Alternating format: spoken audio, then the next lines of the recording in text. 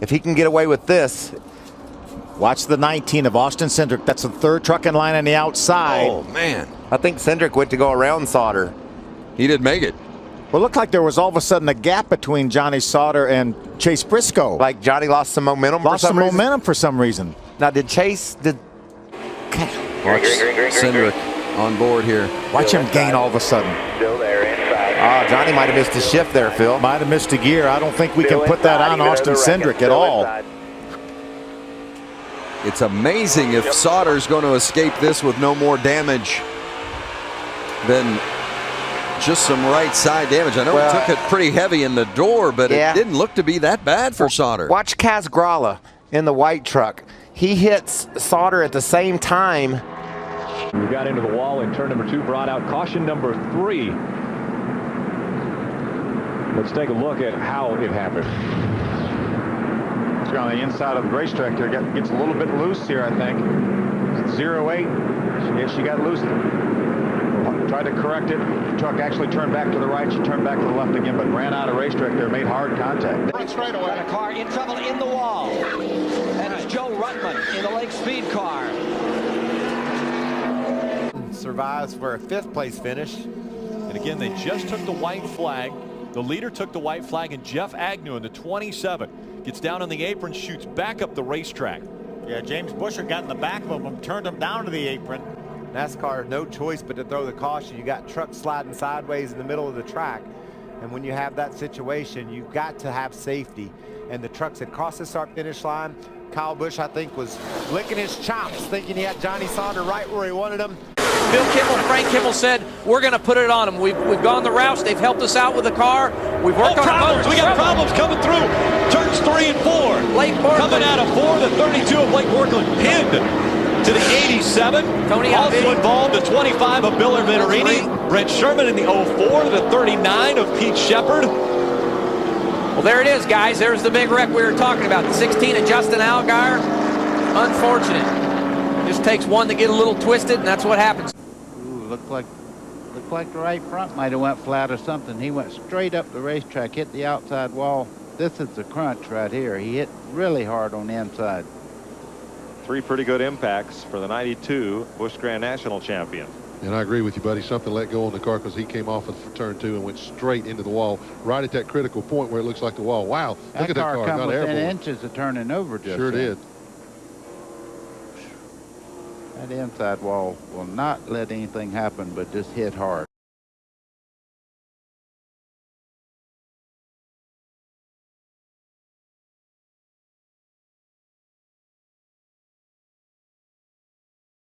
At that last lap, so. Shannon? Well, Doc, an exciting moment down here in the 20 pit stall, but it looks as right now, caution on the track. 05 spins. Whoa, hard impact in the outside wall. The 05 of Brett Rowe. Oh, his Chevy hits a ton. That was a hard lick. Reason as we look at the replay here. Coming off of turn 2, you got the car down, pinched down, but you see his right rear was in that seam that we were talking about earlier, and a lot of times you get that in there, you just don't have the grip. You're trying to accelerate. Now, if he'll just lock her down, just right like there. Dick Beatty used to tell the drivers he wouldn't have hit this wall. He just... So he was in the gas like he was trying to keep the car spun around, and he got the wheels going the wrong way. It created a hard impact, as you said, in the outside wall. I don't know if he got help or not. We'll see here momentarily. I don't think he did. Carl Edwards didn't touch him. Kenny just spun the car, got up on the curb. But, man, when he comes back out in the racetrack, the melee breaks loose. And you can see Dave Blaney getting in the back. And look at Jamie McMurray, the guy that sat on the outside pole because of what happened up there in turn 2. He was almost involved in it. Scott Pruitt shoots through. You won't believe how Clint Boyer got right through the middle of this storm. Yeah, here's just about got into Kenny's car.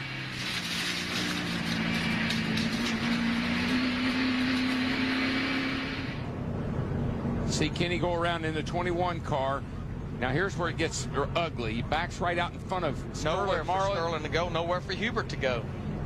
Look at Boyer, sneaks right through there.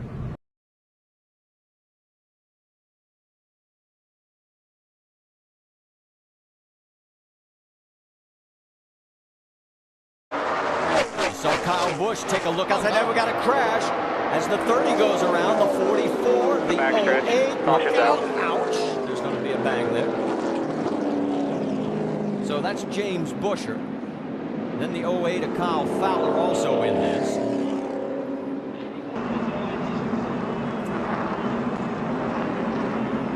These two have had a little trouble before. Back to last year. I can show you another angle.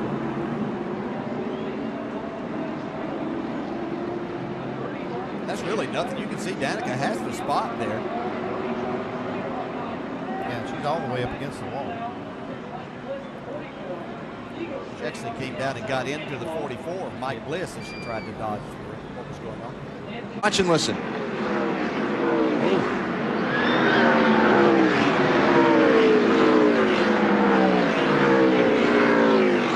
The aftermath. Take a look at what happened. Just loose down into the corner, Phil, and he can't hang on to it. The thing starts to weave and bobble with him, and unlike Cole Witt and a couple of these guys we've seen get sideways earlier, it just got out of control really quickly too. You can see the angle at which the truck got so fast when he entered the corner. And he made the commitment. He was going to go down. One car around hard in the wall, and that is David Reagan. And Danica up here, Mike, in the 10 car as well. Danica on the bottom. Oh, David Reagan gets a big run, tries to go to the center, make it 3 wide. Danica just didn't have any idea that he was going to do that. Comes up and makes contact. Yeah, he was trying to go by his 34 car there and dove under him, and Danica was down below. Make contact. Right here. 42, 19 and 11. Stay easy. Back it down. Stay in the middle. You clear all the way back up. Drove right across the racetrack. Mike Olson, unfortunately, a victim of the circumstance. Replay of this. Again, Kobaluk way high. You see Kobaluk up on the outside, stays in the gas wide open, just barely touches the soft wall, stays in the gas, but unfortunately he's got it turned left and pow! Right in the side of Mike Olson. Nowhere to go. Wow. At one point in his life, a pole here in Rick. Paul Wolfe has crashed and really torn that car up coming out of what we called Calamity Corner, turn 2. Take a look, the car kind of bobbles on him right there, gets loose. He gets up a little bit high and tries to catch it, and away she goes. That's a hard hit. I mean, a very hard hit. Yeah, I mean, on fresh tires here, you pick the throttle up. Yeah, it's hard to tell from that one. It's in progress. That's a hard lick, though.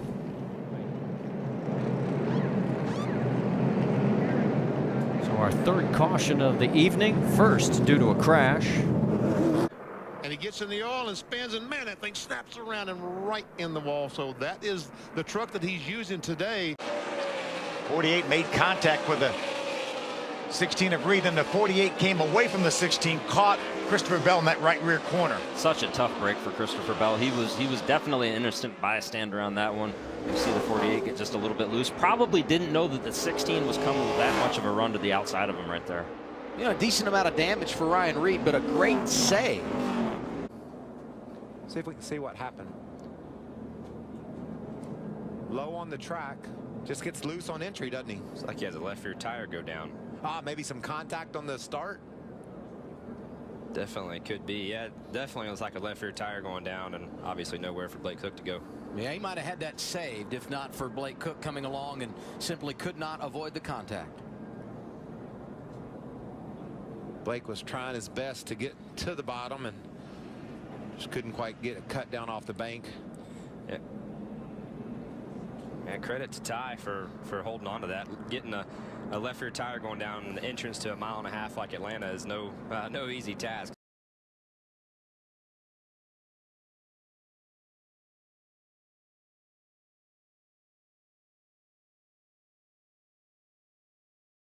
Loose there right in the middle of turn 4, slides up the racetrack. Tom Birdie started to go to the top, started to go back to the bottom, and then Galen Heschel probably just stayed about where it was, and Tom Birdie had nowhere to go. Won several championships. There we see just trying to get more speed than the car was capable of doing. That's exactly right, BP. There.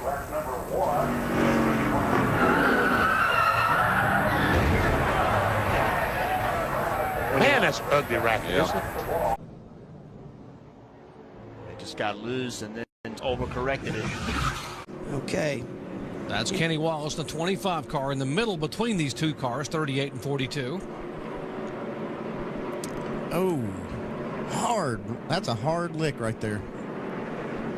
Saw the whole car come off the ground, back wheels. So contact from behind by the 25 car, and the 38 just abruptly spins right across the racetrack in front of Juan Pablo Montoya.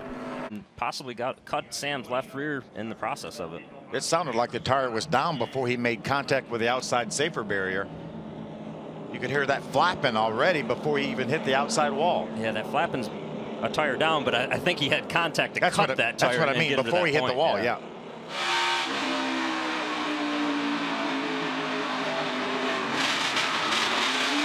You can see Christopher was right next to him, so there had to be a little bit of contact there. And you could tell from the seams in the racetrack that Sam did not move up into, it moved down. It made me look really good. And then I went and ran over the curb there at the chicane and destroyed that car. We unloaded the backup car, and it was really, really great. You could find yourself lapped in a hurry. There's another view right there.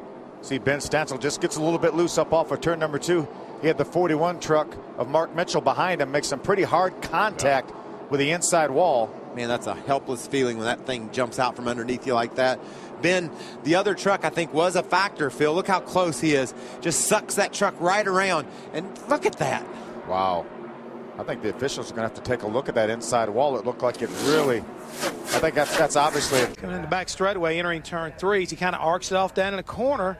The back end just comes around on a 72 Chevrolet up into the outside wall, hits that safer barrier, but a lot of damage to the 72 car of Kevin LePage, but thank goodness for those safer barriers. He'll start 22nd in the 600 on Sunday. Again, take a look. You see his hands cut the wheel down. Steve, we keep talking about how temperamental Charlotte can be, and this is one of the characteristics.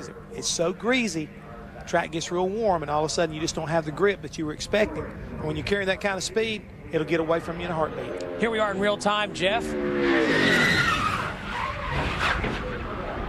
Steve, that pretty much tells the tale. I mean, that was a hard lick. But yet we saw Kevin LePage handing the...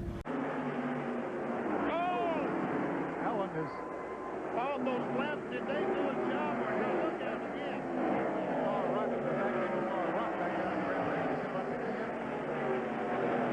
Really can't see what initiated the contact between Loy Allen and Jimmy Horton. Yeah, I think Horton is the car that maybe made contact with Allen's car. Different angle once again. We'll show you with 2 laps to go, coming at you out of turn 2. The cars are just so far apart, and all of a sudden they just go together. I can't tell if Loy Allen came down the racetrack or Horton went up. Hard to say exactly what happened. I don't know. Hard to say, but got to believe you talk about a testimonial for those flaps. I said I don't know if there's an engineering award for motorsports. Donnie Allison. Oh, Donnie Allison out of control. He's spinning. He gets hit by his brother. He's all the way around. And these cars have such quick steering in them now and so much caster in the front end. I know that's a little too technical, but once they start to get loose like that, they start that sway and you can't catch it. All right, here's what David Reagan said. Yeah, just got a little loose, and then I was out of the throttle, just trying to gather back up, and what's his name just ran over me there. It wasn't his fault. I was completely out of the throttle. Now here's Truex. Wow, look at the going rotors on the 83 trying to get on the brakes and stay off of the 34. Yeah, David Reagan was already spinning. Ryan Truex was trying not to get there. He got it. He was standing on the brakes. Landon Castle. Number 8, the 72 car, DJ Kennington. His Dodge has had some heavy contact with the barrier there. And the 56 of Frank Cryer also involved. Not sure exactly what happened here. It looks like maybe he got some contact, the 72 car, DJ Kennington. Man, Cryer gets right into it, too. Andy, it looks like they had contact on the entry of the corner. And, boy, that's a real volatile part of the corner. You're running over 160 miles an hour there. And if you get tapped on entry, it's a big crash. And obviously that's what's happened here. Wow, look at that. Wow. I mean, we could see the hole underneath of that car there. That thing was awful high. Thank God again for the soft walls. We've talked about this many times, folks. Richard John's onboard camera right behind him. There. Come on, go low, go low, go low. Good job. Well, how important is the spotter here? Yeah. Hard contact right there. The spotter did a good job with the 25 car getting through this. No chance to save it on that.